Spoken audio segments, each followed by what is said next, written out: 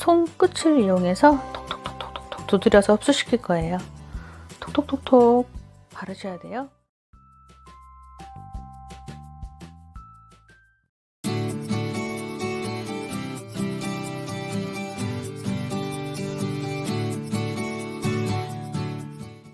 여러분 안녕하세요. 모델 엄마입니다. 일어나자마자 영상을 찍어서 그런지 얼굴이 아주 띵띵 부었습니다.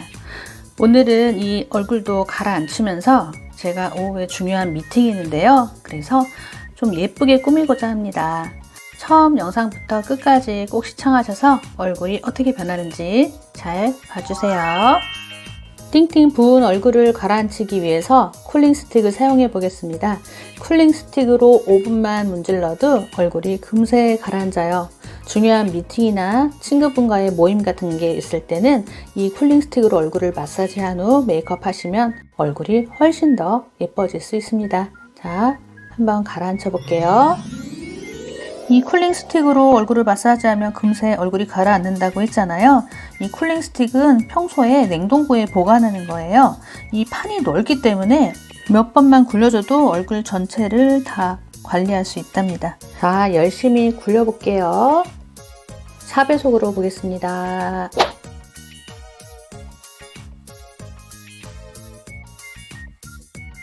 붓기가 빠지면서 점점 모델 엄마의 모습으로 갖춰져 가고 있습니다. 저는 이게 필수템이에요. 여름에는 특히 더욱 좋아요. 왜냐면 정말 시원하거든요.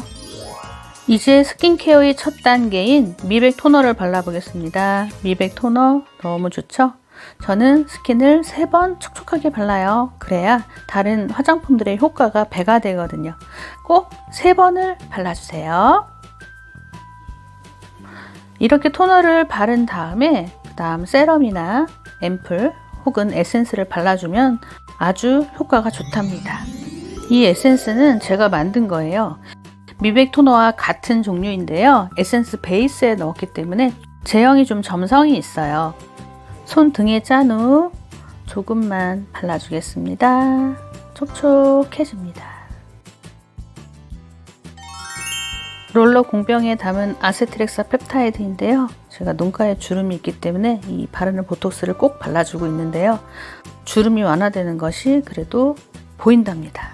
여러분도 아세트렉사 펩타이드 발라보세요. 보톡스 맞지 않아도 주름이 조금씩 사라진답니다. 그 다음 푹 꺼진 관자놀이와 눈두덩이에 발라줄 보르피린이랍니다. 보르피린은 손등에 한 방울 떨어뜨려서 관자놀이에 바른 다음에 관자놀이에 바른 것을 눈두덩이로 끌어갑니다. 자, 관자놀이에 발라서 눈두덩이로 끌어가 주세요. 그렇게 해야 눈 안에 들어가지 않아요. 눈에 처음부터 바르면 눈 속에 들어갈 가능성이 많아서 앞이 뿌여집니다. 왜냐하면 보르피린은 기름 성분이기 때문이에요. 꼭 관자놀이에 발라서 조금의 양을 눈두덩이로 끌어가세요. 그렇게 해야 효과를 볼 수 있습니다. 이제 아이크림을 바를 건데요. 아이크림은 아이크림 전용 스푼으로 손등에 떠서 눈 아래와 눈두덩이에 바를 거예요. 눈 아래에 콕콕콕 발라주시고 콕콕콕 콕콕콕 그 다음 눈두덩이에도 콕콕콕 이렇게 찍어주세요. 콕콕콕 손끝을 이용해서 톡톡톡톡톡 두드려서 흡수시킬 거예요.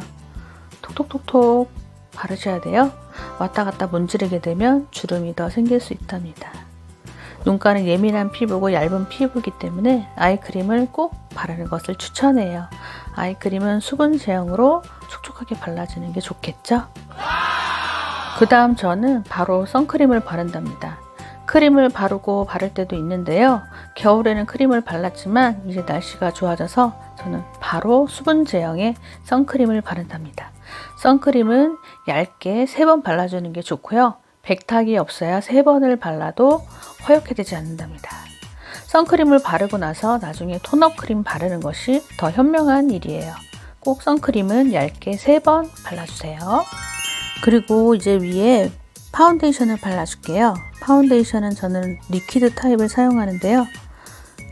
제가 기미가 있기 때문에 저는 기미 있는 부분에만 파운데이션을 바르고 나머지 부분에는 퍼프에 남아있는 파운데이션으로 살짝만 발라준답니다. 너무 진하게 바르면 피부가 더 안 좋아 보이기 때문에 저는 피부 화장은 가능한 얇게 하는 편이에요. 그리고 똥퍼프로 메이크업을 하게 되면 밀착력이 좋아서 피부가 좋아 보인답니다. 이렇게 피부 화장은 마무리할게요. 그 다음 아이브로우인데요. 아이브로우는 저는 미샤의 아이브로우를 사용하고 있어요. 미샤의 아이브로우가 슈에무라 아이브로우와 똑같은 제형이거든요. 굉장히 부드럽지만 약간 하드한 느낌이라서 떡지지가 않아요. 가격도 저렴하고 저한테는 이 상품이 안성맞춤입니다. 그리고 가볍고 부드럽게 일자 눈썹으로 약간 둥글게 그려준답니다.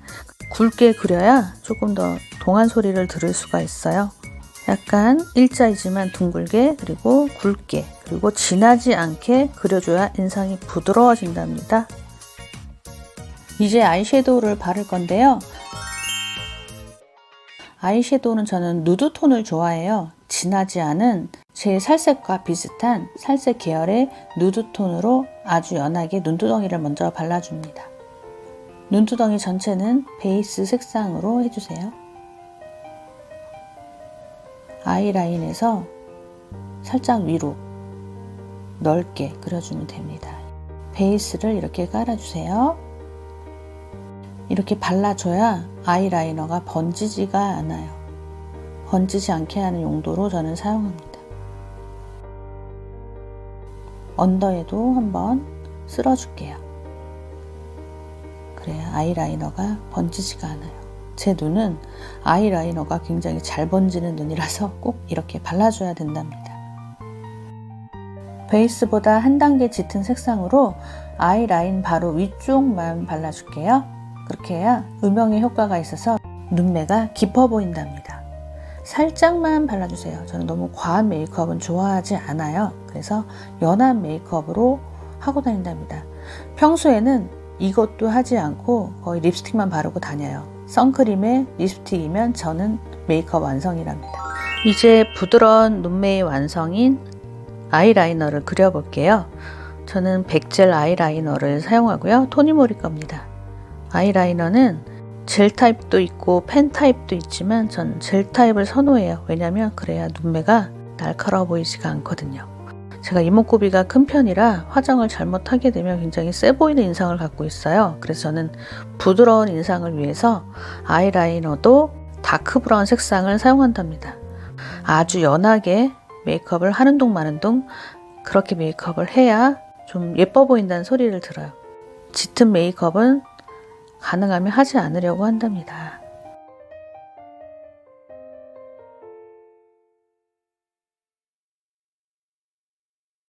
눈꺼풀을 들고 점막 부분을 칠해줘야 메이크업을 잘했다는 소리를 들을 수가 있어요. 꼭 점막도 메꿔주세요. 한쪽과 안 한쪽이 엄청 차이가 나는데요. 눈이 굉장히 선명해졌죠? 자, 다른 쪽도 빨리 메이크업 해보겠습니다. 4배속으로 볼게요.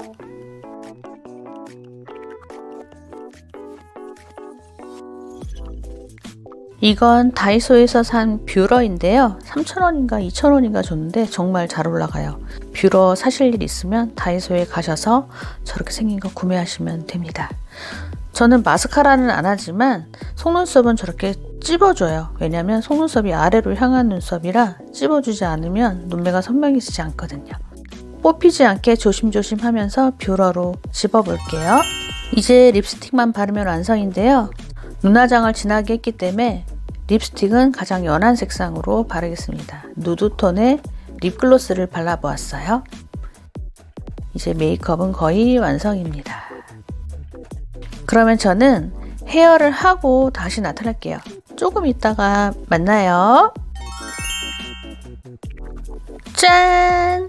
이게 누구일까요? 헤어까지 하니까 딴 사람이 되었습니다. 오늘은 메이크업을 이렇게 해보았는데요. 여러분 자연스러운 메이크업 별로 어렵지 않죠? 그리고 기초 스킨케어 하는 방법까지 알려드렸으니까 여러분께 많은 도움이 되었으면 좋겠습니다.